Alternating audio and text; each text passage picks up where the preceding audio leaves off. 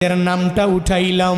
দুনিয়ার কোনো ব্যক্তি এই বিপদ থেকে আমারে বাঁচাইতে পারে না, দুনিয়ার কোনো ব্যক্তি এই মুসিবত থেকে আমাকে বাঁচাইতে পারে না। মাছের পেটে যাইয়াও ইউনুস নবী আমার মাওলারে ভুলে যায় না।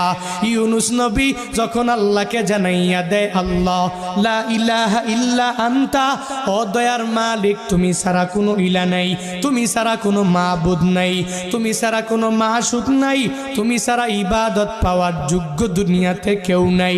যখন ও ইউনুস নবী আমার ওই মাছের পেটের মধ্যে সিজদার মধ্যে পড়িয়া আল্লাহকে পুত পবিত্র বলে, আল্লাহ ছাড়া মাবুদ নাই এই বলে যখনই ঘোষণা দিয়া দেয় আর নিজের ব্যাপারে আল্লাহর দরবারে জানাইয়া দেয়, ও মালিক আমার ঠিক হয় নাই, নিজের